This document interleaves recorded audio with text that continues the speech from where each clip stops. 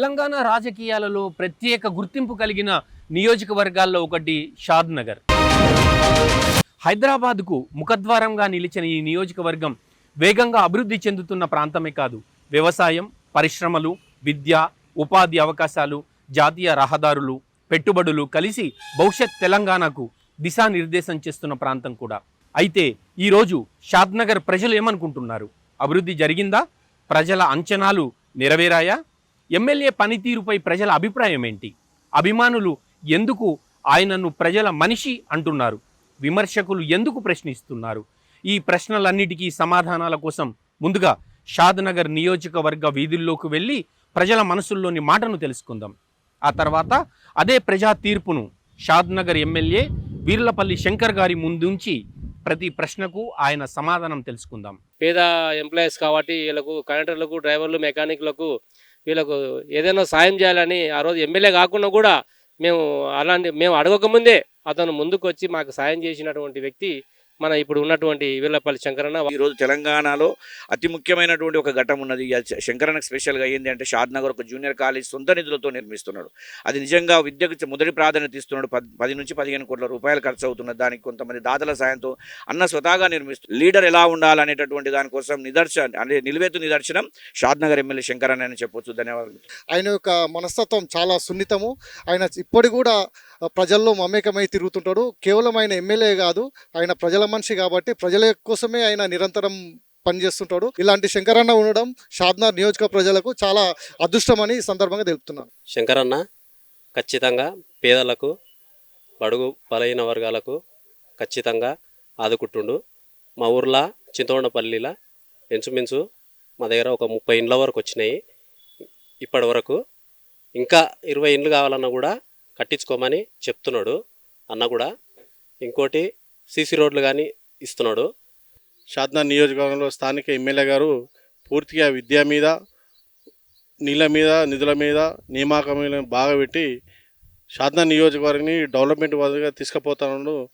ముఖ్యంగా చూస్తే విద్యార్థులు ఎంతో మంది ఊళ్ళలోకి వెళ్ళి వచ్చి బాధపడుతుంటే వాళ్ళకు మధ్యాహ్నం భోజనం పెట్టి ఇలా తెలంగాణ రాష్ట్రంలోనే ఒక మోడల్ కాలేజ్గా జూనియర్ కాలేజీ ఇలా షాద్నగర్ నియోజకవర్గంలో కట్టిందంటే అది ఓన్లీ వీర్లపల్లి శంకర్ ఘనత అని చెప్పుకోవచ్చు. ప్రజల మాట విన్నాం, వారి అభిప్రాయాలు తెలుసుకుందాం, వారి ప్రశంసలు, ప్రశ్నలు స్థానిక ఎమ్మెల్యే ముందు ఉంచుదాం. నమస్తే సార్. నమస్కారం అండి. ఎలా ఉన్నారు? బాగున్నాం. అప్పటి రాజకీయాలు, ఇప్పటి రాజకీయాలు. ఈరోజు ఆశ, స్వార్థంతో కూడుకున్న రాజకీయాలు. పెద్ద ఎత్తున మీరు ఈ బ్రిడ్జిలు కట్టించే ఏర్పాటు కూడా చేశారు. వాస్తవానికి ఆ టేకలపల్లి అనే గ్రామంలో ఎన్నోసార్లు అట్లా కొట్టుకోవడం. మాకేమొద్దు ఈ ప్రాంతంలో ఒక బ్రిడ్జి కట్టుండి, ఇది 30 ఏళ్ళ సంది, 40 ఏళ్ళ సంది 5-6 మంది ఎమ్మెల్యేలు అయిపోయారు. నువ్వు కూడా మాటలే చెప్తావేమో అని అన్నారు. అందరికి ఒకటే నమ్మకం, మాట ఇవ్వడు, ఇస్తే దాన్ని తప్పడు అని. పార్టీ అధికారంలోకి వచ్చిందనుకోండి, దోసుకోవడం దాచుకోవడమే. తెలంగాణను అన్ని విధాలా ఇలా అప్పులో కుప్ప చేసి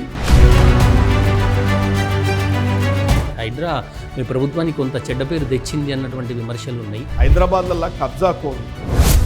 ఈ 2.5 సంవత్సరాల కల్లా షాద్ నగర్ నియోజకవర్గాన్ని మీరు ఎట్లా చూడాలనుకుంటున్నారు? ఏదైతే ప్రజలకు అవసరం ఉంది ఫస్ట్ ప్రియారిటీ. ఇది కోవిడ్ సమయంలో సార్, పాండమిక్ సిచ్యువేషన్లో చాలా పెద్ద ఎత్తున సేవా కార్యక్రమాలు చేస్తున్నారు.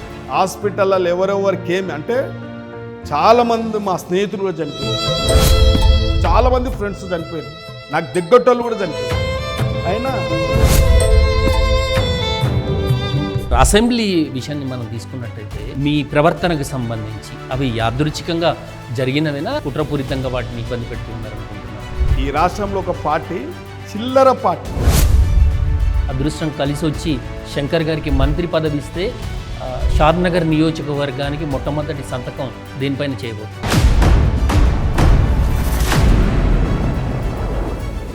ఉదయం లేవగానే మీ షెడ్యూల్ ఎట్లుంటుంది సార్? 4-4:30 5 గంటలకు లేస్తాం మేము. అంటే చిన్నప్పటి సందుగుణంగా చదువుకుంటప్పటి సందుగుణంగా అదే అలవాటు మాకు కాబట్టి ఆడికెళ్ళి స్టార్ట్ అవుతుంది. ఉదయం లేచి వాకింగ్ చేసి యోగా చేసుకొని స్నానం చేసుకొని పూజ చేసుకొని బయటకు వస్తాం. ఒక్కసారి మీ రాజకీయ ప్రస్థానం గురించి తెలుసుకుందాం. సర్పంచ్ స్థాయి నుంచి ఈరోజు ప్రజల హృదయాలలో నిలిచిపోయే విధంగా ఎమ్మెల్యేగా అద్భుతమైనటువంటి సేవా కార్యక్రమాలు నిర్వహిస్తున్నారు. మీ రాజకీయ ప్రస్థానాన్ని ఒకసారి చెప్పండి. మేము చిన్నప్పటి సందు కూడా దాదాపు 9-10 తరగతి అప్పుడు సందే విలేజ్ రాజకీయాలలో అక్కడ ఒక మంచి రాజకీయ నాయకులు ఉండేవాళ్ళు. రామదేరెడ్డి, ఎల్లారెడ్డి వాళ్ళు అట్లాంటి వాళ్ళు మంచి రాజకీయ నాయకులు. వాళ్ళు బస్తీ రాజకీయాలు, గ్రామ రాజకీయాలు, వాళ్ళు పెద్దోళ్ళు, చాలా మంచి రాజకీయాలు. ఒక మోరల్ వాల్యూస్ ఉండేది వాళ్ళ దగ్గర. అటువంటి మోరల్ వాల్యూస్ ఉన్న రాజకీయ నాయకులు మేము వాళ్ళు అడుగుజాడల్లో నడిచేవాళ్ళం. వాళ్ళని స్ఫూర్తిగా తీసుకునే వాళ్ళం. వాళ్ళు ఏం చెప్తే అది వినేవాళ్ళం మేము. Yes sir. అప్పటి రాజకీయాలు ఇప్పటి రాజకీయాలు కంపేర్ చేయమంటే ఎట్లున్నది? అప్పటి రాజకీయాలు నిస్వార్థమైన రాజకీయాలు, ఆశా రాజకీయాలు కావు. ఏదైనా ఒక పట్టుదలతోని ప్రజలకు పని, గ్రామాల అభివృద్ధి చేయాలి, ప్రజల అడిగిన అవసరాలు పని చేసి పెట్టాలనే సంకల్పం ఆ రోజు రాజకీయాలు, నిస్వార్థమైన రాజకీయాలు ఆ రోజు. కానీ ఈరోజు ఆశ, స్వార్థంతో కూడుకున్న రాజకీయాలు ఇప్పుడు. ఇవాళ విలువలు లేని రాజకీయాలు, ఏ పార్టీలో అయినా విలువలు లేని రాజకీయాలు చేస్తూ ఉన్నారు. ఇవాళ అసలు మీరు రాజకీయాల్లోకి రావడానికి ప్రభావితం చేసినటువంటి వ్యక్తులు ఎవరైనా ఉన్నారు? ఎస్, ఉన్నారు. మా సొంత గ్రామంలో గ్రామ పంచాయతీ కలిసి ఉండే అప్పారెడ్డిగూడెం రామదేరెడ్డి అని మంచి రాజకీయ నాయకుడు, సర్పంచ్గా మాతాన పాల్కొండ నారాయణ అట్లాంటి వాళ్ళు, చాలా ఎల్లారెడ్డి అని మండల ప్రెసిడెంటు, చాలా మంచి విలువలు గల రాజకీయ నాయకులు వాళ్ళు. ఉదయం మేము 6:30-7 గంటల నుంచి మీ నియోజకవర్గంలో చాలా ప్రాంతాల్లో తిరిగినాం, చాలామందిని కలుసుకున్నాం. వాళ్ళందరూ మీ మీద మాకు దేవుడు దర్శనం ఇవ్వలే కానీ దేవుడి రూపంలో ఉన్న శంకరన్న మాకు ఎప్పటికీ అండగా ఉంటున్నారని చాలామంది చెప్పినారు. ఆ విధమైనటువంటి అభిమానాన్ని మీరు ఎట్లా సంపాదించుకోగలిగినారు మొదటిసారి? వాస్తవానికి మేము చిన్నప్పటి సంది ఒక నిరుపేద కుటుంబంలో పుట్టి కష్టాల పునాదుల మీదనే మా జీవితాలు నడిచినాయి. అంటే మనిషి కష్టం ఉంటే ఎట్లా ఉంటుంది అనే పరిస్థితి అనేది మాకు తెలుసు. ప్రజలకు కూడా అందుబాటులో ఉండాలి, వాళ్ళ కష్టాలు బాగా మాకు వంటబట్టుతాయి.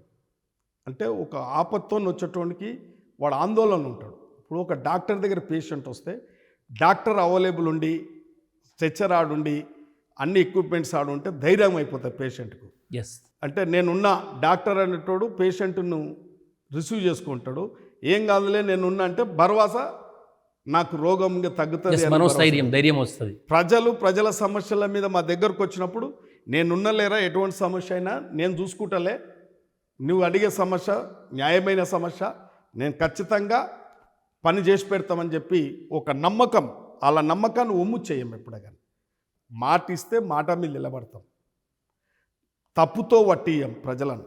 ఎస్, ఏదైతే న్యాయం అనిపిస్తే దాన్ని వెంబడి ఖచ్చితంగా సాధించి పెడతాం. ఆ పని పూర్తయ్యే వరకు కూడా నిద్రపోం. Yes sir. నియోజకవర్గంలో చాలా అభివృద్ధి కార్యక్రమాలు చేపించినారు. ఇట్లాంటి వర్షాలు, తుఫాన్లు వచ్చినప్పుడు ఒక ఊరు వాళ్ళు ఇంకో ఊరు వెళ్ళలేనటువంటి పరిస్థితి, ఎందుకంటే ఆ కాలువలు, కల్వట్లు, ఆ ఫ్లోటింగ్ ఉంటుంది. అట్లాంటి పరిస్థితి నుంచి పెద్ద ఎత్తున మీరు ఈ బ్రిడ్జిలు కట్టించే ఏర్పాటు కూడా చేస్తున్నారు. వాస్తవానికి ఉమ్మడి కొందూరు మండలంలో చాలా వ్యవసాయ ఆధారమైన గ్రామాలు దాదాపు 80 గ్రామాలు ఉంటాయి. ఆ గ్రామాలలో కనెక్టివిటీ బ్రిడ్జిలు లేక భారీ వర్షాలు కురిసినప్పుడు వ్యవసాయదారులు తీవ్రమైన అవస్థలు పడేవారు. విద్యార్థులు రాలేని పరిస్థితి చదువుకోవడానికి, అంటే ప్రయాణానికి ఎన్నో ఇబ్బందులు ఉండే. దానికి మా దగ్గర market committee chairman Krishna Reddy, Purushottam Reddy, Jitender Reddy, వీళ్ళు బాగా, వాళ్ళంటే మనల్ని రాజకీయంగా మనం భుజాల మీద మోసేటోళ్ళు వాళ్ళు. వాస్తవానికి శేఖర్ కానీ, రాజు కానీ, వీళ్ళంతా ఈ 5-6 మంది అన్న మనకి బ్రిడ్జిలు ఎట్లా అంటే మామూలుగా అంతకన్నా ముందు ఒక కల్వర్ట్స్ కడుతుంది, ఓ పైపులు వేసి పైపులు అయితే అవి భారీ వర్షాలకు కొట్టుకోకపోతుండే. ఎంతోమంది కూడా చనిపోవడం కూడా జరిగింది. వాస్తవానికి వాగులలో కొట్టుకుపోవడం కూడా జరిగింది. అటువంటివి ఎన్నో కంచెలు ఏర్పాటు చేసి డేంజర్ ఇండికేషన్స్ పెట్టి ఇవన్నీ జరిగినాయి. ఉదాహరణకు టేకలపల్లి అనే గ్రామం, వాస్తవానికి ఆ టేకలపల్లి అనే గ్రామంలో ఎన్నోసార్లు అట్లా కొట్టుకుపోవడం జరిగింది. నేను ఎన్నికలప్పుడు పోయినప్పుడు, ఆ గ్రామానికి పోయినప్పుడు ఫస్ట్ నన్ను ఒక గుడికి సహకరించమన్నారు. గుడికి సహకరించిన పెద్దలకు, దయచేసి చరిత్రలో మీ పేర్లు నిలబడుతుంది, ఈ యొక్క బ్రిడ్జ్ కట్టియాలని చెప్పారు. ఉత్తరాస్పల్లి మధ్యలో ఈ యొక్క టేకల్పల్లి మధ్యలో పెద్ద బ్రిడ్జి. దాదాపు ఆ బ్రిడ్జిని 3.5 కోట్లతోని ఒక హై లెవెల్ బ్రిడ్జి కట్టించడం పూర్తి అయింది. ఆ గ్రామం అంటే బ్రిడ్జి కడితేనే ఆ గ్రామానికి వస్తా అని చెప్పిన. బ్రిడ్జి కట్టినాకనే ఆ గ్రామానికి పోయినా. గ్రేట్. తర్వాత వెంకిరాల బ్రిడ్జి గత ప్రభుత్వం వాళ్ళకి చేయాలని ఆలోచన ఉందా చేయొద్దని ఉందా నాకు తెలియదు. ఆ బ్రిడ్జిని ఖాళీ ఫౌండేషన్ స్టోన్ వేసి పెట్టారు అంతే గత ప్రభుత్వంలో. అక్కడ గ్రామాలు 20 గ్రామాలు, ఒక నవపేట్ మండలం కనెక్టివిటీ, కొల్లూరు పెద్ద గ్రామాలు, ఒక 20 గ్రామాలకు కనెక్టివిటీ అయిన బ్రిడ్జి 4.5 కోట్లతోని పూర్తి చేసి ప్రజలకు అందుబాటులోకి తీసుకురావడం జరిగింది. ఇంకొక రావిరాల బ్రిడ్జి, వాళ్ళకు కూడా ఒక 10 గ్రామాలు, మాకేమొద్దు ఈ ప్రాంతంలో ఒక బ్రిడ్జి కట్టుండి, ఇది 30 ఏళ్ళ సంది 40 ఏళ్ళ సంది 5-6 మంది ఎమ్మెల్యేలు అయిపోయారు, నువ్వు కూడా మాటలే చెప్తావేమో అని అన్నారు. నేను నడి ఊళ్ళో నిలబడి ఈ గ్రామంలో రావిరాల బ్రిడ్జి కడితేనే ఈ గ్రామానికి వస్తాం, మళ్ళీ రాను, ఈ స్కూల్ బిల్డింగు ఈ బ్రిడ్జి కడితేనే వస్తా, లేకుంటే రాను అని ప్రామిస్ చేసిన అక్కడ కూడా జరిగింది. 4.5 కోట్లతోని హై లెవెల్ బ్రిడ్జ్ కూడా నిర్మాణం చేసినాం, అది ఫైనల్. అదేవిధంగా గంగన్నగూడెం ఒక పెద్ద నాయకుడు ఉంటారు మాకు, single window chairman Damodar Reddy వాళ్ళ ఊరు, ఇప్పుడున్న సర్పంచ్ కూడా వాళ్ళకి అంటే జీవితంలో ఒక స్వప్నం వాళ్ళది. అంటే ఈ బ్రిడ్జ్ ఎన్నడు కడతామో మాకు అన్నడు స్వాతంత్రం వచ్చినట్టు అన్నగా ఫీల్ అయిన వాళ్ళు, అంత గొప్పగా ఫీల్ అయిన విషయం. దాన్ని మేము నిర్మాణం కూడా చేసినాం, ప్రారంభం కూడా చేసినాం. దాన్ని అంటే న్యాయంలోనే కట్టినాం, న్యాయంలోనే ప్రారంభం కూడా అయిపోయింది. ఇంకొకటి రామచంద్రాపూర్ నుంచి చిల్కమార్ అనేది 11 కిలోమీటర్లు ఉంటాయి. రామచంద్రాపూర్, మన మహాదేవ్పూర్, ఉత్తరాస్పల్లి, ముట్పూర్, రేగడ్ చిల్కమార్, ఈ బ్రిడ్జీలన్నీ అంటే మా ఫ్రెండ్స్ వీళ్ళు జితేంద్ర రెడ్డి, పురుషోత్తం రెడ్డి, కృష్ణారెడ్డి, వీళ్ళంతా మా ఫ్రెండ్స్. ఏనా ఎట్లానా ఇది ఎలా మీ ఆమెలన్నా కావాలంటే దాదాపు నాకు తెలిసి 6 బ్రిడ్జీలు శంకుస్థాపనలు చేసినాం, ఫైనల్ కూడా అయిపోయినాయి. అవి కూడా వాళ్ళ ఊరికి కూడా డబుల్ రోడ్ కూడా తేబోతా ఉన్నాం త్వరలోనే. అదేవిధంగా కేశంపేటలో కూడా పాటిగడ్డ అంటే సెటిలర్స్ ఉంటారు ఆడ. నేను ఎన్నికలప్పుడు పోతే అందరు ఎమ్మెల్యేలు మాట తప్పిర్రు, ఎమ్మెల్యే గారు మీరు ఎమ్మెల్యే అవుతారు, ఎట్లయినా మీరు ఎమ్మెల్యే అయితే ఈ బ్రిడ్జి ఖచ్చితంగా స్టార్ట్ చేయాలి మీరంటే 3,50,00,000తోని పాటిగడ్డ బ్రిడ్జి కూడా ప్రారంభం చేయడం జరిగింది, ఆన్గోయింగ్ ఇప్పుడు. అదేవిధంగా చోలపల్లిది కూడా ఒక బ్రిడ్జి. రెండోది మా సొంతం ఊరిలో మేము కూడా సర్పంచ్ ఉన్నప్పుడు సంది నాకు సంతోషం ఉంటుండే, ఈ బ్రిడ్జి కట్టియాలంటే ఏ ఎమ్మెల్యేలు కూడా ఎంతో ప్రయత్నం చేస్తూ కూడా కట్టలేదు. కాబట్టి ఇప్పుడు ఆ గ్రామం కూడా ఎప్పుడు మా సర్పంచ్లే ఉంటారు అక్కడ. ఇప్పుడు కూడా మా సర్పంచ్ ఉంటాడు, సీతారామన్ కూడా డిప్యూటీ సర్పంచ్ అక్కడ, ఇప్పుడు మల్లేష్ అని ఉంటాడు అక్కడ. కూడా ఒక 10 కోట్లతోని డబుల్ రోడ్డు, ఒక బ్రిడ్జి, అంటే అందులో కూడా ఎంతోమంది కొట్టుకుపోయారు, అదొకటి. వీళ్ళపల్లి బ్రిడ్జ్ కూడా అనేది ఒకటి, అప్పరేటుగూడెం బ్రిడ్జ్ ఒకటి, వీళ్ళపల్లి బ్రిడ్జ్ ఒకటి, చాలా పెద్ద ఎత్తున హై లెవెల్ బ్రిడ్జ్. దానికి కూడా ఒక 4.5 కోట్లు కూడా, దాదాపు ఒక 25 కోట్లతోని ఈ బ్రిడ్జిలు, కనెక్టివిటీ బ్రిడ్జిలు అప్పటి ప్రభుత్వాలు పట్టించుకోలే. కానీ నాకు ఒక అవకాశం ఇచ్చినందుకు మాత్రం ఈ బ్రిడ్జిలు పూర్తి చేయడం జరిగింది. ఈ వారధులు కట్టి ఒక ఆంజనేయ స్వామిలాగా ఇప్పుడు ఆ ప్రాంతాలకు మీరు వెళ్తే వాళ్ళ రెస్పాన్స్ ఎట్లా ఉంటుంది సార్? రెస్పాన్స్ అంటే ఈ యొక్క వీళ్ళపల్లి శంకర్ వాస్తవానికి ఏదైనా మాట చెప్తే అది పూర్తయ్యేదాకా నిద్రపోడు. అందరికి ఒకటే నమ్మకం, మాట ఇవ్వడు, ఇస్తే దాన్ని తప్పడు అనేది. ఇలా ప్రతిపక్షాలకు కూడా తెలుసు, ఇతర పార్టీలకు కూడా తెలుసు, వీళ్ళపల్లి శంకర్ చెప్పిండా ఇంకా అదే. నియోజకవర్గ ప్రజలకు మీరు చేసినటువంటి ఒక అద్భుత కార్యక్రమంతో మీరు సంతృప్తి చెందినటువంటి ప్రాజెక్ట్ కానీ ఒక సేవా కార్యక్రమం కానీ ఏదైనా ఉంటే చెప్పండి. వాస్తవానికి ఒక పేద విద్యార్థులు చదువుకోవడానికి చాలా ఇబ్బంది ఎదుర్కొంటున్న high schools, college, degree college. First degree కాలేజీలో నా దగ్గరకు వచ్చారు. ఈ మౌలిక వసతులు లేక, సరిగ్గా ల్యాబ్స్ లేక, లైబ్రరీ లేక అస్తవ్యస్తం పడతా ఉంటే పిల్లలు, లెక్చరర్లు అంతా నా తానికి వస్తే ఒకే వారం రోజులలో నిలబడి అందరితోని, అంటే పలుకుబడి ఉన్న అందరితోని పిలిపించి ఆ డిగ్రీ కాలేజ్ను ఆధునికంగా నిర్మాణం చేయించడం జరిగింది.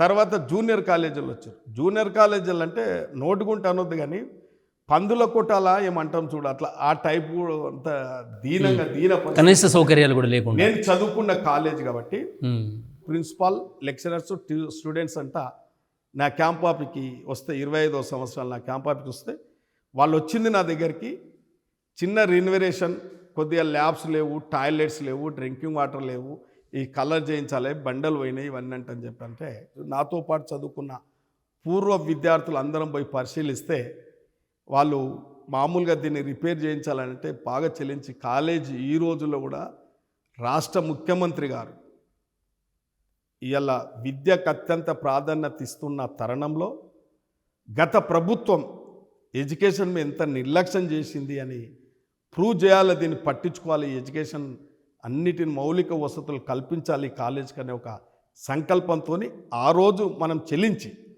ఇన్స్పైర్ అయ్యి ఇది మంచి ఒక ఆధునాతనంగా అంటే ఇలా ప్రైవేట్ కాలేజీలు కూడా ఈ జూనియర్ కాలేజీని తట్టుకోవద్దు, అటువంటి స్థాయిలో ఈ నిర్మాణం చేసేయాలనేది ఆ రోజే నేను అనుకొని అందరినీ అఖిలపక్షాలను, ఎక్స్ఎమ్మెల్యేలను, కోదండరామరెడ్డి సార్ అట్లుంటాలని పిలుచుకొచ్చి ఒక మంచి అస్తవాసి కోదండరామరెడ్డి సార్ కాబట్టి ఆయనను తీసుకొచ్చి ఒక శంకుస్థాపన చేసి దానిని నభూతో నా భవిష్యత్ అంటే అక్కడ అన్ని అంగులతో కూడుకున్న కాలేజ్ నిర్మాణం చేస్తూ ఉన్నాం. దాదాపు 3 ల్యాబులు, 36 రూములు అంటే మంచి స్టాండర్డ్ రూములు, దాంట్లో ఇంటర్నెట్ అన్ని డిజిటల్ బోర్డ్స్ చాలా అన్ని విధాల సౌకర్యాలు ఏర్పాటు చేయడం జరిగింది. ఇప్పుడు అది పూర్తిగా కాబడ్డది, అందరూ కూడా సహకరించరు. దానిని పూర్తిగా రేపు అంటే సమాజం పిల్లలకు విద్యకు పూర్తిగా అండగా నిలబడ్డ ఎమ్మెల్యే అనే తీరున ఈరోజు పూర్తి చేయడం జరిగింది. ఈ విద్య మీదనే మీరు ఇంత పెద్ద ఎత్తున దృష్టి పెట్టడానికి కారణం ఏంటంటారు? అంటే వాస్తవానికి చదువుకున్న విద్యావంతుడు అయితే అన్నీ ఉన్నట్టే అతని దగ్గర. మేము అంత చదువుకున్నాం కాబట్టి ఈ ఆలోచన వచ్చింది. ఇలా రాజకీయాలలో మీ అందరికి తెలుసు, రాజకీయ పార్టీలు కానీ పార్టీ అధికారంలోకి వచ్చిందనుకోండి దోసుకోవడం దాచుకోవడమే అవుతుంది. ఏ పార్టీ అయినా మనం చూస్తూ ఉన్నాం. నేను సర్పంచ్ని అయినప్పటి చూస్తూ ఉన్నాను. ఇలా ప్రభుత్వంలో ఉన్నా నేను ప్రతిపక్షంగానే కొట్లాడుతుంటా. ప్రజల అవసరాలు, ప్రజలకు కావాల్సినవి ఏంది, అధికార పార్టీగా ఉన్నాడు ఎమ్మెల్యే ఇట్లా మాట్లాడుతున్నాడు అంటారు. అంటే ప్రజల సమస్యలు తప్పు కాదు, ప్రభుత్వంలో ఉండు వేరు, ప్రజల సమస్యలు పట్టించుకున్నట్టు వేరు. ప్రజల సమస్యలు తీర్చాలి, మన ప్రాంత ప్రజల సమస్యలు తీర్చాలి. కాబట్టి షాద్నగర్ చౌరస్తా గురించి అభివృద్ధి పనులు ఎప్పుడు ప్రారంభం కాబోతూ ఉన్నాయి? చాలా ఏళ్ల నుంచి అది అట్లనే మిగిలిపోతూ ఉంది. వాస్తవానికి గత ప్రభుత్వంలో వాళ్ళు కొద్దిగా 50% చేసి దాన్ని అసంతృప్తికి పెట్టి విస్తరించనికే భయపడి కొద్దిగా దానిలో నిర్లక్ష్యం జరిగింది. కాబట్టి నేను ఎవరిని ఇబ్బంది పెట్టొద్దు అంటే వాస్తవానికి కొన్ని చిన్న చిన్న వ్యాపారాలు ఉన్నాయి, అవి ఉన్నాయి, ఇవి ఉన్నాయి. కాబట్టి ఎంక్రోచర్స్ ఆల్ పార్టీ మీటింగ్లు పెట్టి కూడా నేను చెప్పడం జరిగింది. అందరు కలిసి అధికారులు కూడా చర్చించడం జరిగింది. అందరు సహకరించాలని చెప్పినారు. కొద్దిగా వాళ్ళకి టీడీఎస్ కానీ ఇవి కానీ కొద్దిగా వాళ్ళకి నష్టం జరగకుండా కొద్దిగా ఆదుకోవాలనే ఆలోచనతో కూడా కొద్దిగా డీలే జరుగుతుంది తప్ప అందరినీ సంతృప్తిపరిచి ఆ కార్యక్రమం కూడా మొదలు పెడతాం. ఆల్రెడీ ఆ రోడ్డు, సెంట్రల్ లైటింగ్ ఇవన్నీ ఏర్పాట్లు కూడా చేయడం జరిగింది. ఎస్ సార్, అమరుల స్తూపం గురించి దాని వెనక ఏదైనా ఆలోచన ఉందా? ఆ విగ్రహ ఆవిష్కరణల వెనక వాస్తవానికి తెలంగాణ వచ్చిన తర్వాత 10 సంవత్సరాలు ఒకే పార్టీ రాష్ట్రంలో పరిపాలన జరిగింది. మంచి జరిగిందా, చెడు జరిగిందా ప్రజలకు అన్నీ తెలుసు. ఆ రాజకీయ పార్టీల విజ్ఞతకే వదిలేస్తున్నాం, ఆ రాజకీయ నాయకుల విజ్ఞతకే వదిలేస్తున్నాం. నా దగ్గరికి తెలంగాణ ఉద్యమంలో పార్టిసిపేటెడ్ అయిన మేధావుల వర్గం, జేఏసీ కొందరు ఉద్యమకారులు వచ్చి అన్న కొద్దిగా మహనీయులను మన విగ్రహాలు ప్రతిష్టాపన చేసుకుంటే చాలా బాగుంటుంది, రేపు భవిష్యత్ తరాలకు ఇవాళ మనం గాంధీని ఎట్లా స్మరించుకుంటున్నాం, తెలంగాణ రాష్ట్ర సాధన కానీ జ్యోతిరావు పూలేని అట్లా ఉంటాం మహనీయులను ఎట్లా స్మరించుకుంటున్నామో ఈ తరం అంటే జయశంకర్ సార్ అట్లాంటి వాళ్ళను, గద్దార్ లాంటి వాళ్ళను, మనం ఇట్లాంటి వాళ్ళను మనం స్మరించుకోవాలి, అటువంటి మానీయుల విగ్రహాలు కూడా పెడితే బాగుంటుంది అని చెప్తే వాళ్ళ సూచన మేరకు తప్పకుండా పెడదాం. మనం స్మరించడం, వాళ్ళని గౌరవించుకోవడం, రేపు భవిష్యత్ తరాలకు వాళ్ళ విగ్రహాలను ప్రతిష్టాపన చేసి పెట్టడం మన బాధ్యత కాబట్టి అని చెప్పి మహనీయుల విగ్రహాలు చేసిన తర్వాత ఇయ్యాల తెలంగాణ రావడం అంటే ఆషామాషి కాదు. అమరవీరులను వాళ్ళ త్యాగాలను స్మరించుకోవాలి కాబట్టి వాళ్ళు నన్ను ఉద్యమకారులు అంతా కలిసి వచ్చి అమరవీరుల స్తూపం పెట్టాలి ఎమ్మెల్యే గారు అని చెప్తే తప్పకుండా అది మన బాధ్యత. అభివృద్ధి ఎంత చేస్తున్నామో, సంక్షేమం ఎంత ఇస్తున్నామో, ప్రజలకు ఎంత అందుబాటులో ఉన్నామో, సాక్షాత్తు పొద్దుగాలు చూస్తే మనకు అమరవీరుల స్తూపం చూస్తే ఒక జ్ఞాపకం వస్తుంది. ఏంటంటే త్యాగం మనిషి దగ్గర వార్డు మెంబర్ అనేటోడు జరసేపడు 10 వదులుకోవాలంటే వదులుకోడు. త్యాగం చేసిన గొప్ప కుటుంబంలో పుట్టిన శంకరమ్మ కుమారుడు. నా జీవితంలో మా తండ్రి చచ్చిపోయినా ఎవరు చచ్చిపోయినా మేము బాధపడలే. మొన్న శంకరమ్మ వచ్చి ఆ యొక్క స్తూపం ప్రారంభోత్సవానికి వస్తే ఆమె కళ్ళల్లో నీళ్ళు పెట్టుకుంటే మా కళ్ళల్లో, నేను చాలా స్ట్రాంగ్ ఉంటా, కళ్ళల్లో నీళ్ళు రావు నాకు, కానీ ఆ కన్న తల్లి శ్రీకాంతాచారి స్మరించుకోవడం చాలా బాధ అనిపించింది. సార్, హైడ్రా గురించి, హైడ్రా మీ ప్రభుత్వానికి కొంత చెడ్డ పేరు తెచ్చింది అన్నటువంటి విమర్శలు ఉన్నాయి, దానిపైన మీ అభిప్రాయం ఏంటిది? దోసుకున్నటువంటి కబ్జాలు పెట్టినోనికి బాధ అంటే వాని బాధ చెప్పలేనంత, కానీ పేద ప్రజలు చాలా సంతోషంగా ఉన్నారు. హైడ్రా మీద తిట్టేటోళ్ళు 30%, మెచ్చుకునేటోళ్ళు 70%. ఈ 70% 100%కి అవుతుంది. భవిష్యత్తులో రాబోయే కాలంలో 100% అవుతుంది. కబ్జాకోర్లు నీకు తెలియదా? హైదరాబాద్లలో కబ్జాకోర్లు నాలాలు కబ్జాలు పెట్టిరు, ప్రభుత్వ స్థలాలు కబ్జాలు పెట్టిరు, ఇష్టానుసారంగా సిటీ సరౌండింగ్లో ఎన్ని కబ్జాలు పెట్టాలని కాదు.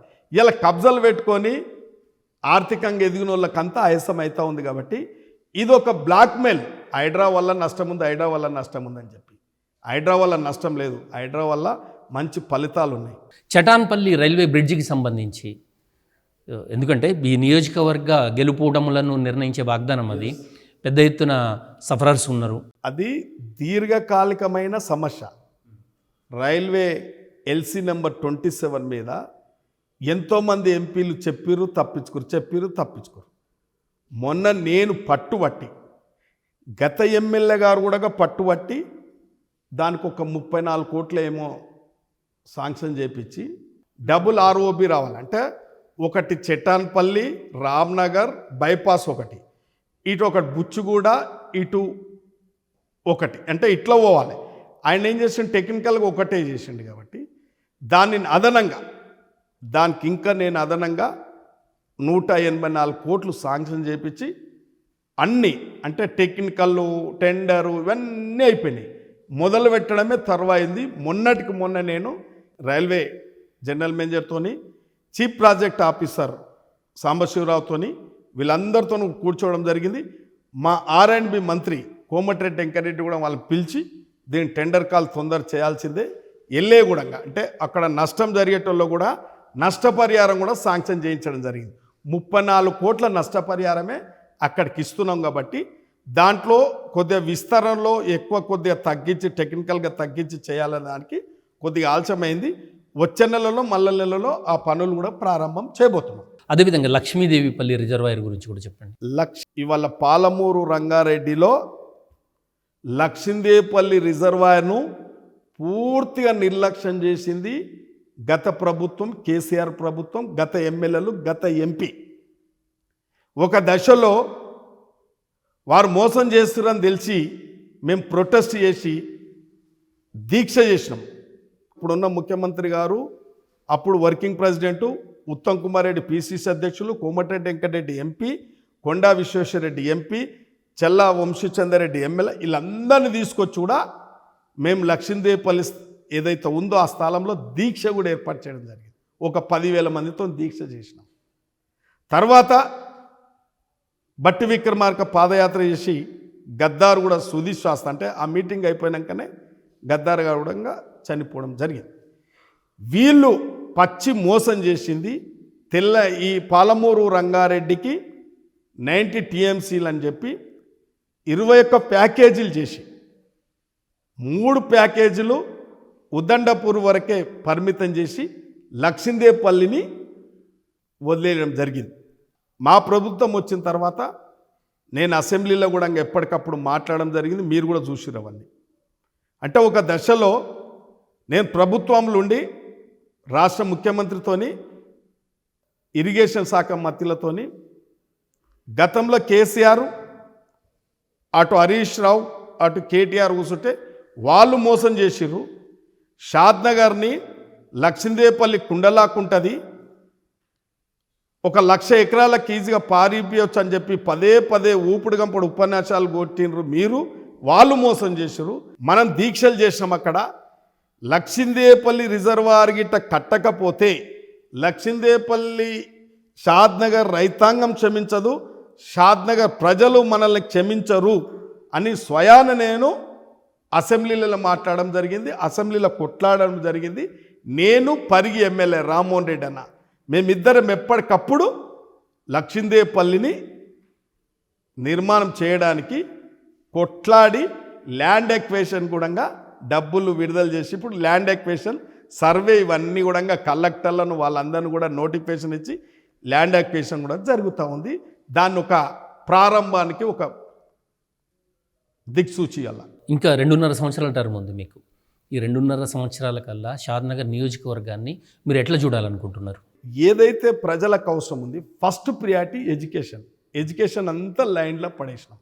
ఇవాళ డిగ్రీ కాలేజ్ కట్టించినాం, కాలేజ్ కట్టించినాం, హై స్కూల్ కట్టిస్తున్నాం, ఇవాళ ఇంటిగ్రేటెడ్ కూడా తెచ్చినాం. పాలిటెక్నికల్ కాలేజ్ కూడా లేదు, పాలిటెక్నికల్ కాలేజ్ కూడా కట్టిస్తున్నాం. ఇప్పుడు ఐటీఐ తెస్తున్నాం, ఏటీసీ తెస్తున్నాం.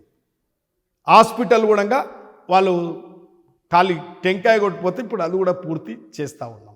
ఎస్ సార్, మీ నియోజకవర్గంలో ఎవరైనా సఫరర్స్ ఇబ్బందుల్లో ఉన్న వాళ్ళు డైరెక్ట్గా మీ దగ్గరికి వచ్చి ఈ సమస్య చెప్పుకోవచ్చా? తప్పకుండా వస్తారు. ఇంటికాడికి 1 గంట సేపు వస్తారు. వాస్తవానికి నేను క్యాంప్ ఆఫీస్ టచ్ అయ్యింది ఇక్కడ పోను, 2 గంటలన్నా క్యాంప్ ఆఫీసులు ఉంటా. ఉదయం 1 గంట సేపు ఇంటికాడు ఉంటా ఖచ్చితంగా. ఎస్ సార్, భగవాన్ కా దేన్ మే దేరే మంగర్ అందేర్ నహీ అన్నట్టుగా మీ దగ్గరికి వచ్చేవాళ్ళు ఖచ్చితంగా నాకు న్యాయం జరుగుద్ది, ఆర్థికంగా చాలామందికి హెల్ప్ చేసినారు అని చెప్పి చాలామంది చెప్తూ ఉన్నారు. ఆ సహాయాలు చేయడానికి మీకు పురిగొల్పినటువంటి బలమైన కారణం? మన అంతా ఒక ప్రజాస్వామ్య ప్రభుత్వాలలో మనం పనిచేస్తూ ఉన్నాం. ప్రజలు మెచ్చే విధంగా, ప్రజలు నచ్చే విధంగా, ప్రజలు ఇచ్చిన అవకాశాన్ని మనం ముందుకు తీసుకుపోవాలంటే ఒక ప్రజలకు నమ్మకం కలిగించే పనులే మనం చేయాలి. ఇవాళ ఆర్థికంగా ఉన్న కార్యకర్తలు ఉంటారు, ఆర్థికంగా లేని కార్యకర్తలు ఉంటారు. ప్రజలు కూడా వాళ్ళ తాత్కాలికంగా తట్టుకోలేని సమస్యలు వస్తాయి. హాస్పిటల్ అయితే విపరీతమైన సర్వీస్ ఇస్తాం. ఉదాహరణకు వాళ్ళకి అంబులెన్స్ టైంకి రావు కాబట్టి మనమే మండలానికి ఒక అంబులెన్స్ పెట్టినాం. వాళ్ళకి సాయం చేయాలనే ఉద్దేశం. గ్రేట్. వాళ్ళకు దీర్ఘకాలికంగా ఏమైనా సడన్గా ఏదన్నా పేషెంట్లకు ఉపయోగపడితే లిమ్స్ హాస్పిటల్ మా బామ్మార్దులదే ఉంది, వాళ్ళకి చెప్తూ ఉంటాం. నిమ్స్లో నేనే స్వయంగా ఎల్ఓసీలు ఇప్పిస్తుంటాం. దానికి ఒక వింగ్ ఉంటుంది. మేము అంటే ప్రజలకు ఆదుకోవాలి, ప్రజలు మనల్ని ఈ స్థాయికి తెచ్చారు కాబట్టి వాళ్ళ ఆపత్తి సాపత్తులు తప్పకుండా మేము అటెండ్ అవుతాం. మా సెకండ్ క్యాడర్ మండల్ ప్రెసిడెంట్లు కానీ సర్పంచులు కూడా వాళ్ళు ఆదుకుంటారు. మళ్ళీ నాకు చెప్తారు, అన్న పలానా వాళ్ళకి ఇబ్బంది వచ్చింది, మేము ఆదుకున్నామంటే సరే మీరు ఆర్థిక భారం మీ మీద పడ్డదని కూడా మేము కూడా వాళ్ళకి సర్దుబాటు చేసి అడ్జస్ట్మెంట్ చేస్తూ ఉంటాం. గ్రేట్. కానీ ఏదున్నా మానవత్వం అయితే చాటుకుంటాం. తప్పుంటే ఒప్పుకోం, మనోళ్ళైనా తప్పుంటే ఒప్పుకోం. ఇది మన నైజాం. తప్పు చేసిన వాళ్ళు నా దగ్గర రారు. మీ చేతికి ఎముక ఉందా సార్? ఎముక ఉందా చేతికి? అంటే ఎక్కువ దాన ధర్మాలు చేసే వాళ్ళకు వాళ్ళని దృష్టిలో పెట్టుకుని అంటారు కదా, ఆయన చేతికి ఎముక లేదే అట్లా దాన ధర్మాలు చేస్తాం, అట్లా చేస్తూ ఉంటారని చెప్పి చేస్తాం. మాదేంటంటే ఈరోజు నాకు శాలరీ వస్తుంది, 2,75,000 వస్తుంది నాకు. మేము ఏం చేసుకుంటాం? నాకు శాలరీ పనిచేసిండ్రా ఏం చేసుకోము. మేము ఎవరికి ఎట్లా అవసరం ఉంటే అట్లా చేస్తాం. రిటైర్మెంట్ ఎంప్లాయీస్ ఒక టీజీఎస్ భవనం ఉంది, వాళ్ళ మెయింటెనెన్స్కి నా ఫస్ట్ శాలరీ ఇచ్చిన. అంటే వాళ్ళు మీరు ప్రభుత్వానికి ప్రజలకు మీరు సహకరించినప్పుడు ఈ వృద్ధాప్య దశలో మీరు పెట్టుకోవద్దని చెప్పి కూడా మేము శాలరీ వాళ్ళకి ఇచ్చినాం. అంటే ఇప్పుడు అమరవీరుల స్తూపం ఉంది, అమరవీరుల స్తూపాన్ని కూడా నా శాలరీ ఇచ్చినాం. అంటే జనరల్గా ఇప్పుడు కొందరు శిక్షణ ఇస్తారు, మహిళా స్వయం శక్తి అంటే వాళ్ళకి శిక్షణ శిబిరాలు ఎంబ్రాయిడింగ్ చేసుకోవడం, టైలరింగ్ చేసుకోవడం, స్వయం ఉపాధి. వాళ్ళకు కూడా నా సాలరీ ఇస్తాం అంటే చెప్పిస్తాం, ఇది నా సాలరీ ఇస్తున్నాము, నువ్వు మళ్ళీ సద్వినియోగం చేసుకోవాలి, మీరు నాకు ఓట్లు వేసారు, నన్ను ఎమ్మెల్యే చేసారు, నేను తప్పకుండా ఇది చేయాలని చెప్పి అటువంటివి బాగా చేస్తాను. ఇంట్లో ఏమైనా ఇబ్బంది పెడుతుంటారా? ఈ విధంగా డబ్బులు ఈవెన్ జీతం కూడా పబ్లిక్ వన్ చేస్తున్నారు, మా కోసం ఏం ఉంచారా అని చెప్పి అట్లా ఉండదు, అట్లా ఎవరిది ఉండదు. అట్లా నేను వృధా ఖర్చులు పెట్టా. ఇప్పుడు ఒక ఎమ్మెల్యే అనేటోడు భోగభాగ్యాలు అనుభవిస్తాడు, వృధా ఖర్చులు పెడతాడు, అనవసరమైన ఖర్చులు పెడతాడు. సింపుల్గా అంబలి తాగుతాము, రొట్టె తింటాము, పండ్లు తింటాము, అవసరం ఉంటే మిల్లెట్స్, చెన్నగూడాలు ఇట్లాంటివి వేసుకుంటాం, మా ఫ్రెండ్స్కి పెడతాం, అవే మేము తింటాం. అవే ఇంకా బాటలు ఇప్పేది ఉండదు. బాటలు ఇప్పితే రోజు 10,000 15,000 పోతాయి. 10-15,000 పోతాయి కాబట్టి అవన్నీ బచాయించుకుంటాం. అవన్నీ బచాయించుకుంటే ఏమవుతుంది, పేదోళ్ళకు వాళ్ళకు వీళ్ళకో మంచో చెడుకో చేస్తూ ఉంటాం. అది మా అలవాటు అంతే. అది ఇందాక అడిగినట్టుగా డబ్బుల మీద ఆశ లేదా మీకు? ఎవరికి ఉండదు, ఎవరికి ఉండదు, సంపాదించాలన్న ఏం లేదు. పేరు సంపాదించాలి, అదే ఆస్తి. ఏదన్నా చిన్న చిన్న సేవింగ్ ఎందుకు చేసుకుంటామంటే ప్రజల అవసరం గురించి ఏ అవసరం ఎట్లా వస్తుంది అని చెప్పి చేస్తుంటాం. అట్లా ఇది కోవిడ్ సమయంలో సార్, కోవిడ్ పాండమిక్ సిచ్యువేషన్లో చాలా పెద్ద ఎత్తున సేవా కార్యక్రమాలు చేస్తున్నారు. నియోజకవర్గ ప్రజలకు ఎవరైతే సఫరర్స్, సాయి కృష్ణ అని ఎక్సైజ్ జెడ్పీటీసీ అది సాయిరాజ ఫంక్షన్ హాల్లో అందరు ఎంప్లాయీస్కు పప్పులు, ఉప్పులు, బియ్యము, నూనె, అన్ని ఉల్లిగడ్డ, కూరగాయలు ఒక 3-4 నెలలు ఇచ్చినాం. బాబా హాస్పిటల్లో ఎవరెవరికేమి అంటే చాలామంది మా స్నేహితులు కూడా చనిపోయారు. అప్పుడు అందరు పలకరియలేని పరిస్థితి. నేను దగ్గరకు పోయి చేతులు కూడా పట్టుకున్నాను. అంటే దేవుడు అనేటోడు ఎంతో గొప్పోడంటే ఆ యొక్క కరోనా టైంలో ఎంత నిబంధనలు పెట్టినా, ఇంట్లో కట్టడి చేసిన, ఫ్రెండ్స్ కట్టడి చేసినా, నేను కట్టడి చేయలేదు. నేను పోయినా పలకరించిన, ఉదాహరణ ప్రతి ఒక్కరిని పోయి పెట్టుకున్నా, పలకరి కాలే. నేను ఎవరో శవం దగ్గర కూడా పోకుంటారు, నేను పోయినా. ఆ ప్రజల ఆశీర్వాదాలు మేము వెంట ఉన్నాయి కాబట్టి. చాలామంది ఫ్రెండ్స్ చనిపోయారు, నాకు దగ్గరటోళ్ళు కూడా చనిపోయారు. అయినా సార్ యువతకు సంబంధించి పెద్ద ఎత్తున కార్యక్రమాలు చేస్తూ ఉన్నారు, విద్యకు సంబంధించి కావచ్చు. ఇంకా మేజర్గా యువతని దృష్టిలో పెట్టుకొని మీరు ఇంకా భవిష్యత్తులో ఎటువంటి కార్యక్రమాలు చేయబోతూ ఉన్నారు?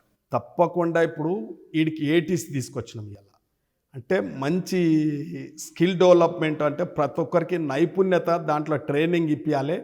ఇప్పుడు ఈ మిడిమిడి చదువుకొని ఇక్కడ ఉద్యోగం అక్కడ ఉద్యోగం అని తెలియక వాళ్ళు ఆందోళన పడుతున్నారు. కాబట్టి ఐటీఐ, పాలిటెక్నికల్, ఏటీసీ ఈ 3 ఇలా ఉపాధి, స్వయం ఉపాధి అవుతుంది. కాబట్టి త్వరలోనే ఒక 6 నెలల్లో కూడా అవన్నీ ప్రారంభించబోతా ఉన్నాం.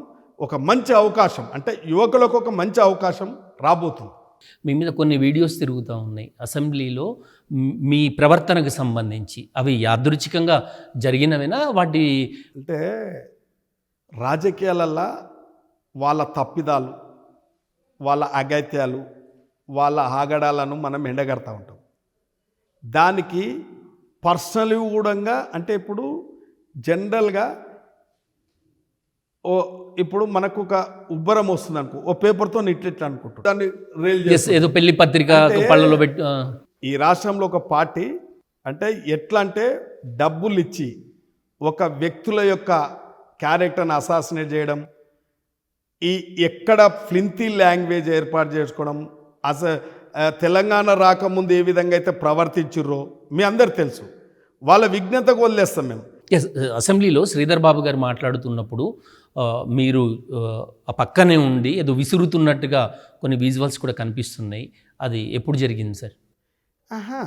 ఇప్పుడు తెలంగాణ అసెంబ్లీ జరిగేటప్పుడు ధరణి, మేము కాంగ్రెస్ పార్టీ అధికారంలోకి వస్తే ధరణిని తీసుకుపోయి బంగాళాఖాతంలో వేస్తామని చెప్పి స్వయాన మా రాహుల్ గాంధీ గారే దాన్ని ప్రకటించాడు. కాబట్టి దానిని ధరణిని క్యాన్సల్ చేసి భూభారతి చట్టాన్ని ప్రజెంటేషను పొంగులేటి శ్రీనివాసరెడ్డి గారు అసెంబ్లీలో ప్రజెంటేషన్ చేయబోతూ ఉంటే అప్పటికే అలజడులు చేసి శాసనసభ సభా మర్యాదలు మర్చి హరీష్ రావు, కౌశిక్ రెడ్డి విచ్చలవేడంగా అసెంబ్లీలో ప్రవర్తిస్తూ ఉంటే పొంగులేటి శ్రీనివాసరెడ్డి దగ్గరకు వచ్చి ఆ బిల్లును పట్టి లాగుదామని ప్రయత్నం చేస్తే నేను దాన్ని ఎదిరించింది అనేది వాస్తవం.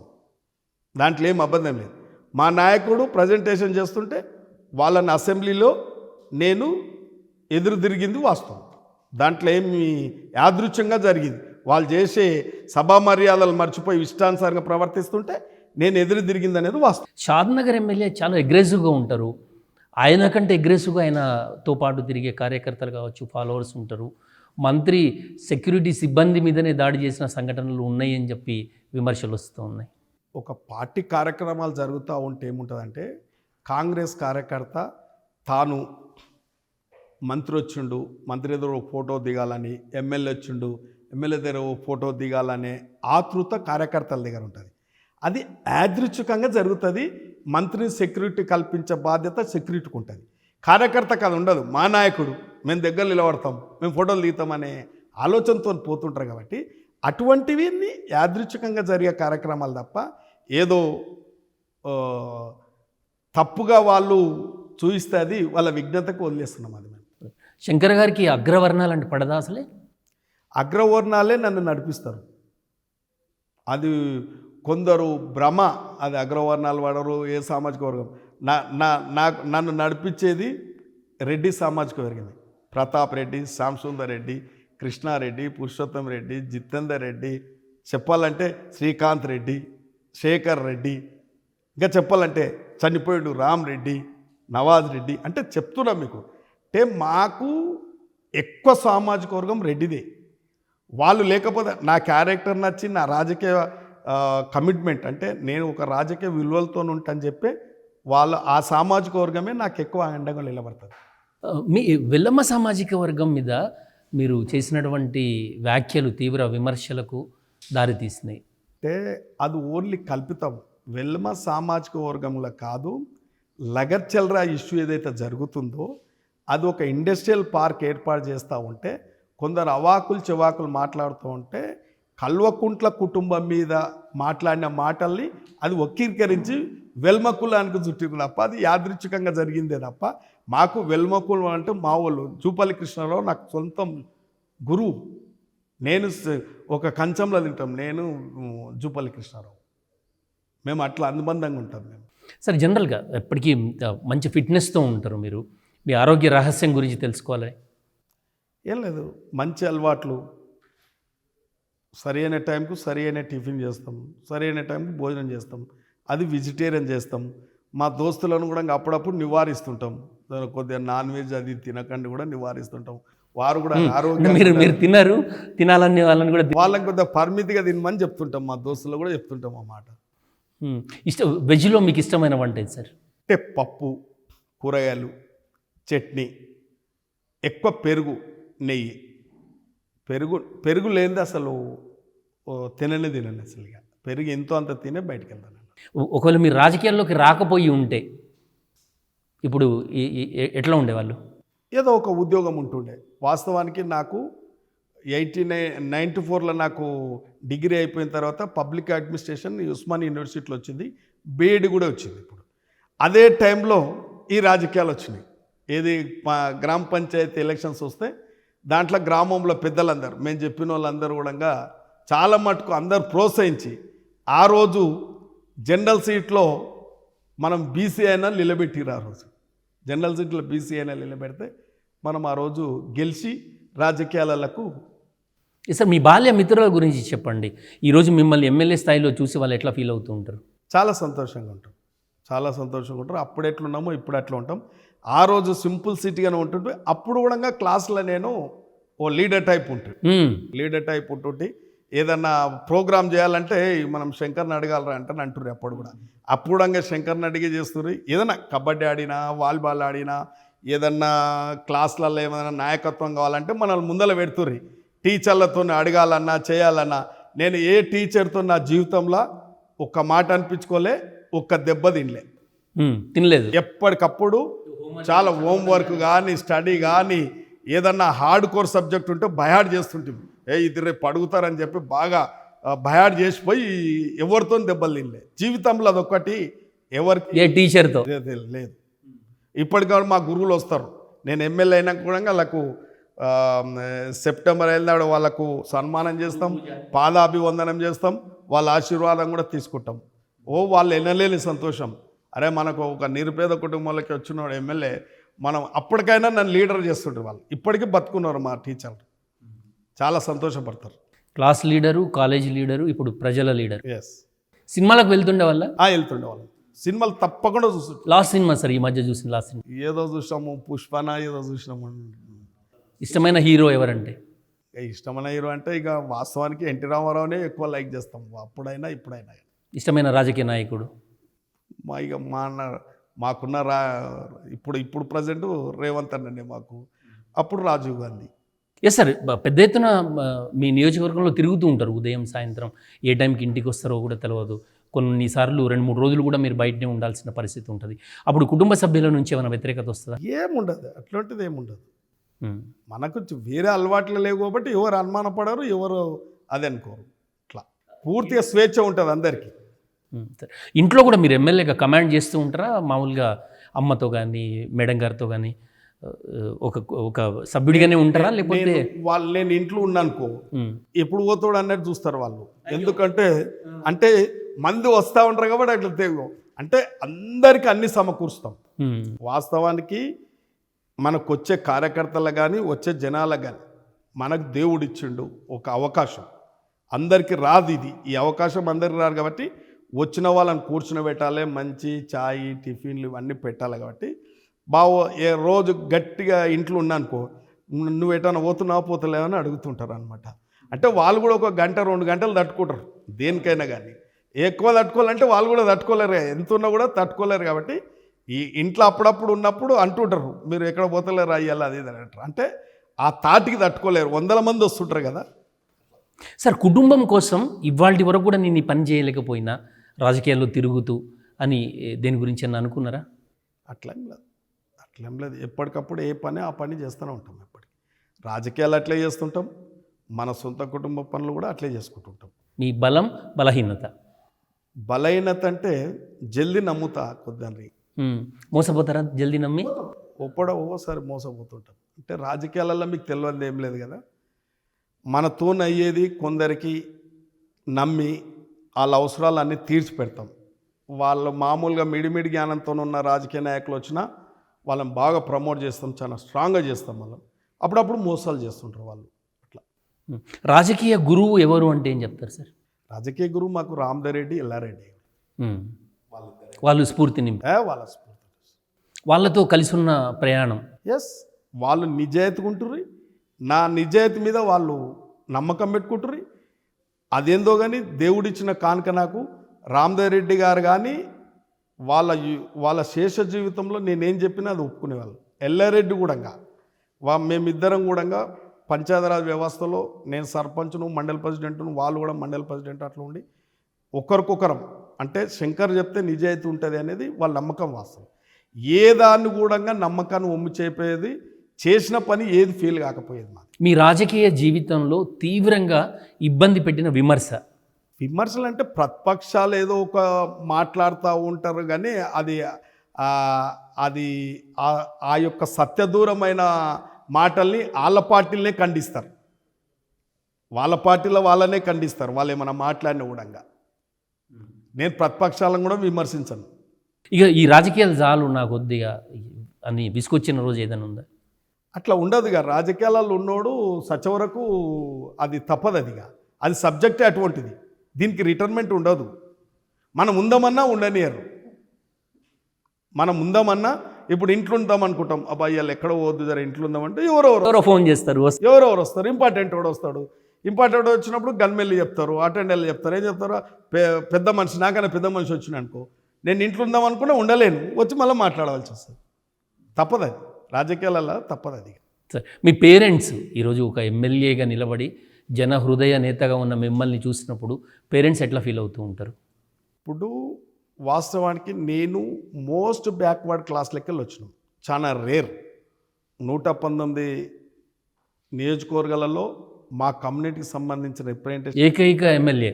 చట్టసభలో మీ సామాజిక వర్గ సమస్యలు చట్టసభలో వినిపించడం కోసం వాళ్ళ ప్రతినిధి మీరు ఒక్కరే. వాళ్ళు ఒక్కరే కాబట్టి చాలా సంతోషపడతారు. కుటుంబాలు కూడా మా ఇంట్లోకెళ్ళి ఎమ్మెల్యే ఉన్నాడు అన్నట్టు అట్లా వాళ్ళు సంతోషపడతారు. నాన్న నుంచి నేర్చుకున్న విలువలు అంటే అప్పుడు మేము చిన్నప్పుడు చనిపోయింది కాబట్టి పెద్ద మనకేం ఉండదు. అది ఇప్పుడు ఏమైనా అనిపించేదా నాన్న ఉంటే బాగుండేది ఈ స్థాయిలో నేను ఉన్నా అని? ఇక ఉంటుంది కదా, ఇప్పుడు పూర్తి స్థాయిలో కుటుంబం ఉంటే చాలా సంతోషం ఉంటుంది అనేది ఉంటుంది. మీ కుటుంబం గురించి చెప్పండి సార్. అంటే మా కుటుంబం మొదట్లో కూడా చిన్న పేద కుటుంబం కాబట్టి దాంట్లో మేము చదువుకున్నాకనే మా కుటుంబానికి ఆ ప్రతిష్ట అదంతా జరిగింది. మీ మీద బలమైన విమర్శ ఏదైనా వచ్చినప్పుడు ఎక్కువగా బాధపడేది మీరా మీ కుటుంబ సభ్యులా? ఎవరు మా కుటుంబ సభ్యులు బాధపడరు, నేను బాధపడరు. మా కార్యకర్తలు ఉంటారు, ఏమైనా తప్పుడు ఆరోపణలు వాళ్ళు ఏమైనా బాధపడతారా? వాళ్ళు బాధపడతారు. మా నాయకుడు ఇట్లాంటి వాడు, మా నాయకుడు మచ్చలేని నాయకుడు, మా నాయకుడు ప్రవర్తన ఇట్లుంటుంది, మా నాయకుడు ముక్కుసూటి మనిషి, ఏమన్నా మాట్లాడితే ఎవరన్నా ప్రతిపక్షాలు ఎవరైనా మాట్లాడితే వాళ్ళు అప్పుడే దాన్ని తిరిగి కొట్టేస్తారు వాళ్ళు. Yes sir. రాబోయే రోజుల్లో మీ నియోజకవర్గ ప్రజల ముందుకు ఎటువంటి హామీలతో వెళ్ళబోతున్నారు? ఖచ్చితంగా ప్రజల డిమాండ్ ఉంటుంది. ప్రజల డిమాండ్ మెయిన్ రైతులది ఏముంది, ఖచ్చితంగా లక్ష్మీదీపాలు సాధించి పెట్టాలన్నారు, అది సాధించి పెట్టబోతా ఉన్నాం. విద్యార్థులు మన దగ్గర పాలిటెక్నికల్ కాలేజ్ రావాలి, ఖచ్చితంగా ఏటీసీ అడ్వాన్స్ టెక్నాలజీ రావాలి ఖచ్చితంగా అంటున్నారు. కాబట్టి విద్యార్థులకు అది కూడా తేబోతా ఉన్నాం మన నియోజకవర్గంలో. Yes sir. తెలంగాణలో షాద్నగర్ నియోజకవర్గాన్ని ఒక ఆదర్శవంతమైన నియోజకవర్గంగా తీర్చిదిద్దగలను అని గుండె మీద చేసుకుని చెప్పగలరా? తప్పకుండా చెప్పగలుగుతాను. ఒక ప్రజలు ఒక అవకాశం ఇచ్చినప్పుడు రాజకీయ విలువలు అట్లే కాపాడాలి. ప్రజల నమ్మకాన్ని ఒమ్ము చేయొద్దు, ప్రజలను ఇబ్బంది పెట్టొద్దు, అధికారులను ఇబ్బంది పెట్టొద్దు, అక్రమాలు చేయొద్దు, అవినీతికి పాల్పడొద్దు, దుర్మార్గాలు చేయొద్దు, దౌర్జన్యాలు చేయొద్దు. మీ రాజకీయ జీవితంలో ఇంకా సాధించాల్సింది ఏముంది? తప్పకుండా పరిస్థితులే పోతుంది, అది పరిస్థితులే ముందుకు తీసుకుపోతుంది. ఇప్పుడు కూడా నేను వాస్తవానికి రాష్ట్ర ముఖ్యమంత్రి గారు కష్టపడి రాజకీయాలలో ఆ స్థాయికి చేరిండు. ఆయన కూడా నేను అడగకముందే టికెట్ ఆయన్నే అరేంజ్ చేసిండు. వాస్తవానికి కూడా నా పదవులన్నీ కూడా ఆయన ఇస్తుండు, నేను వద్దంటే కూడా ఆయన చేస్తుంటాడు. అంటే బాధ్యత గల వ్యక్తి అనేది. మేము పబ్లిక్ అండర్టేకింగ్ కమిటీ నాకు తెలియకుండానే సీఎం వేసేసాడు. ఇలా స్టేట్ ఓబీసీ నాకు తెలియకుండానే, వాస్తవం నేను అడగలే ఎక్కడ కూడా. ఒక చిన్న దరఖాస్తు పెట్టినట్టుంటే దేనికైనా తయారు. అంటే నేను ప్రవర్తించే చేరు, నేను బాధ్యత తీసుకుంటే పూర్తిగా అది రిజల్ట్ వస్తుంది. Yes sir. రాబోయే ఎన్నికల్లో కూడా కాంగ్రెస్ పార్టీ గెలిచి మీరు కూడా ఎమ్మెల్యేగా రెండోసారి గెలిచి అదృష్టం కలిసి వచ్చి శంకర్ గారికి మంత్రి పదవి ఇస్తే షాద్నగర్ నియోజకవర్గానికి మొట్టమొదటి సంతకం దేనిపైన చేయబోతున్నారు? ఆ రోజు పరిస్థితులు రాజకీయాలలో ఏది శాశ్వతం కాదు. ఈ రోజు ఉన్న పరిస్థితి రేపు ఉండదు, రేపున్న పరిస్థితి ఎల్లుండి ఉండదు. 2029లో ఎన్నికలు జరుగుతాయి. ఆ రోజు నాకన్నా సమర్థులు కూడా రావచ్చు, భవిష్యత్తులో ఇంకెవరైనా రావచ్చు. నేనే వస్తా అనేది కూడా ఇంకా కాదు. అక్కడ పరిస్థితులను బట్టి ఎన్నో మార్పులు వస్తాయి. ఆ రోజు ఈ క్వశ్చన్ అడుగు చెప్తారు. So thank you so much sir. మీ రాజకీయ ప్రస్థానాన్ని, మీ భవిష్యత్ చేయబోయే కార్యక్రమాల గురించి, మీ నియోజకవర్గ అభివృద్ధి గురించి, మీ ఆశయాలు మా ప్రేక్షకులకు వివరించినందుకు thank you so much. Thank you. నమస్కారం. సో ఇది ఇవాల్టి లీడర్ కార్యక్రమం. మరో లీడర్తో మళ్ళీ కలుద్దాం. చూస్తూనే ఉండండి 9+ న్యూస్.